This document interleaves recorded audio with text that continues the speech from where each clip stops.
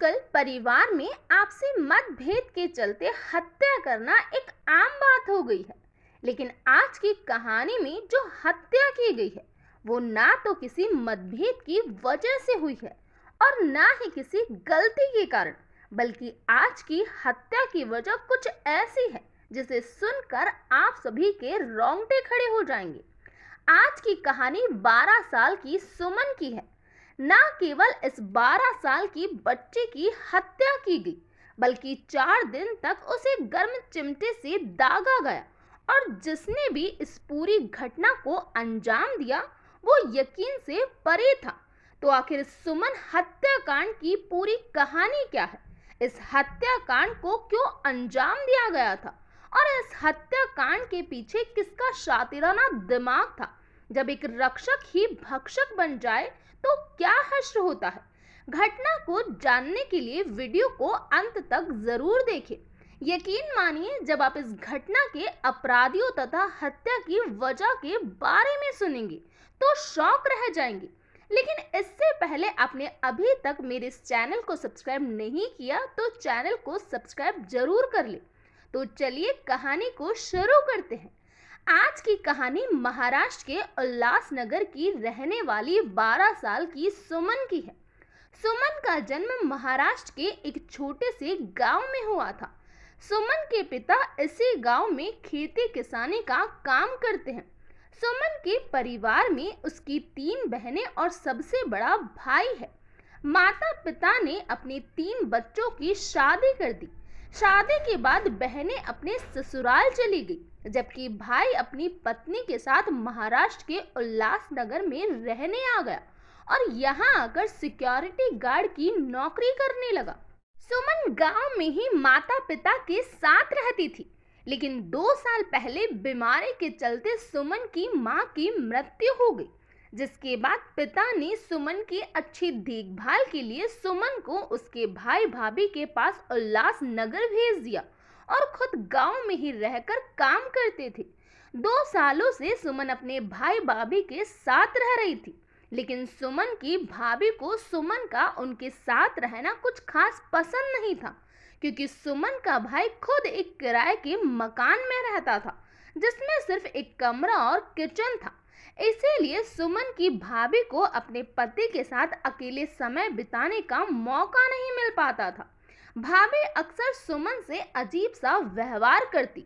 ना तो भाभी ने सुमन से आज तक प्यार से कभी बात की थी और ना ही वह सुमन की ढंग से देखभाल करती थी, लेकिन फिर भी अपने पति की खातिर उसे सुमन को अपने साथ रखना पड़ा। सुमन को अपने भाई भाभी के साथ रहते हुए 2 साल का समय बीत गया, लेकिन सुमन ने अपने भाई से कभी भी भाभी के व्यवहार की शिकायत नहीं की थी, क्योंकि सुमन काफी समझदार थी। वह बेवजह किसी को परेशान नहीं करती थी, लेकिन उसका यही भोलापन उसकी मौत की वजह बन गया। दरअसल सुमन भाभी के बेरुखे बर्ताव के कारण अक्सर अपने पड़ोस के किसी भी घर में जाकर खेलने लगती, लेकिन सुमन की भाभी इस बात की भी शिकायत उसके भाई से कर देती। सुमन की भाभी सुमन के भाई से ये कहती कि तुम्हारी बहन की चाल चलन ठीक नहीं है, अगर वक्त रहते इसे नहीं संभाला गया तो ये हमारा मुंह काला करवा देगी। इससे अच्छा ये होगा कि हम सुमन को वापस गांव भेज दे। भाई ने सुमन को गांव भेजने की बात तो अनसुनी कर दी, लेकिन कहीं ना कहीं उसके दिमाग में अपनी बहन की चाल चलन को लेकर शक होने लगा। महज एक 12 साल की बच्चे के बारे में ये सब सोचना भी गलत है, लेकिन रोज रोज अगर कोई किसी से एक ही बात कहे तो उस बात का कभी ना कभी असर तो हो ही जाता है। और एक दिन कुछ ऐसा ही हुआ। 20 जून 2023 की सुबह 7 बजे सुमन का भाई दिनेश अपनी ड्यूटी पर जाने के लिए तैयार होने लगा। उठने के बाद दिनेश नहाने के लिए सीधा बाथरूम में गया, लेकिन बाथरूम के अंदर दिनेश को फर्श पर खून बिखरा हुआ नजर आया। जब वह बाहर आकर दिनेश ने अपनी पत्नी से खून के बारे में पूछा तो उसने इनकार करते हुए कहा उसे इस बारे में कुछ नहीं पता। उस समय सुमन पास में ही सो रही थी और उसके कपड़े पर खून के कहीं धब्बे लगे हुए थे। दिनेश ने सुमन को जोर से आवाज दी और उठते ही उससे खून के बारे में पूछने लगा। भाई को देखकर सुमन डर से कांपने लगी। उसने दिनेश को कोई संतोषजनक जवाब नहीं दिया, क्योंकि सुमन खुद समझ नहीं पा रही थी कि उसे ये ब्लीडिंग क्यों हो रही है। जब सुमन इस बात का जवाब नहीं दे पाई तो दिनेश गुस्से में आग बबूला हो गया और उसने सुमन को मारना पीटना शुरू कर दिया। कुछ देर मारने के बाद उसने पत्नी से कहा, शाम तक मेरे घर लौटने तक तुम सुमन से इस ब्लीडिंग की वजह पूछ लेना, वरना मुझसे बुरा कोई नहीं होगा।